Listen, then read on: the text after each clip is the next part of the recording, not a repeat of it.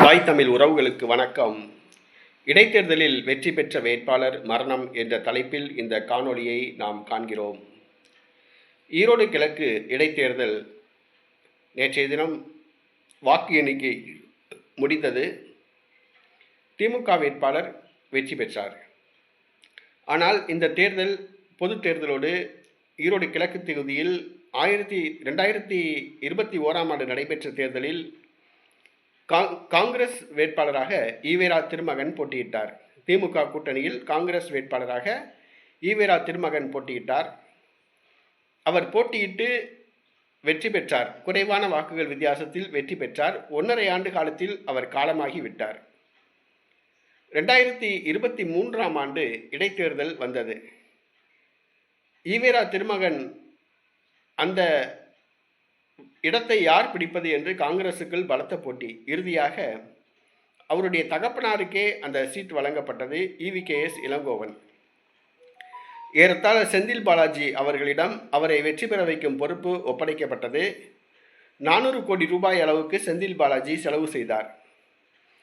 தெருமுழுக்க கொடிகள், தோரணங்கள், MK ஸ்டாலின், உதயநிதி ஸ்டாலின், திருமாவளவன், வைகோ, கமலஹாசன் உள்ளிட்ட திமுக கூட்டணி கட்சி தலைவர்கள் பிரச்சாரம் செய்தனர். வாக்காளர்களுக்கு 5000 ரூபாய் கொடுக்கப்பட்டது. பட்டுப்புடவை, பட்டு வேட்டி கொடுக்கப்பட்டது.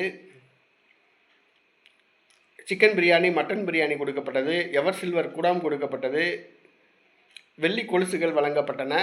ஏறத்தாழ 70,000 வாக்குகள் வித்தியாசத்தில் EVKS இளங்கோவன் வெற்றி பெற்றார்.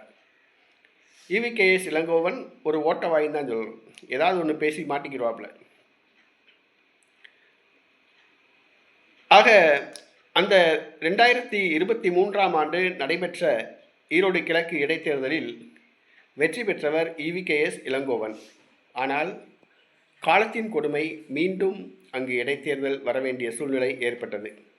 இடைத்தேர்தலில் வெற்றி பெற்ற EVKS இளங்கோவன் 2024 டிசம்பர் 14 காலமாகிவிட்டார். இடைத்தேர்தலில் வெற்றி பெற்ற EVKS இளங்கோவன் 1.5 ஆண்டு காலம் கூட அந்த பதவியில் கிடையாது. அவர் அதற்குள் காலமாகிவிட்டார். அதனால் மீண்டும் ஈரோடு கிழக்கு தொகுதி 2வது இடைத்தேர்தலை சந்திக்க வேண்டிய நிர்பந்தம் ஏற்பட்டது. தற்பொழுது திமுக வேட்பாளரே போட்டியிட்டுள்ளார், வெற்றி பெற்றுள்ளார். விரைவில் அவர் பதவியேற்க உள்ளார், அமைச்சராக போகிறார் என்று கூறப்படுகிறது. ஆனால் இடைத்தேர்தலில் வெற்றி பெற்ற EVKS இளங்கோவனுடைய மரணம் காங்கிரஸ் கட்சிக்கு ஒரு பேரதிர்ச்சியாகும்.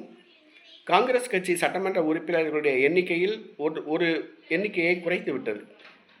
தற்பொழுது அந்த இடம் திமுகவுக்கு கொடுக்கப்பட்டது. ஆகவே காங்கிரஸ் கட்சி ஒரு சீட்டு குறைந்துள்ளது சட்டசபையில். ஆக இடைத்தேர்தலில் வெற்றி பெற்ற EVKS இளங்கோவன் மரணமடைந்து மீண்டும் ஒரு இடைத்தேர்தலை சந்திக்கக்கூடிய ஒரு வாய்ப்பை கொடுத்து விட்டார். அது துயரமான ஒரு சம்பவம்.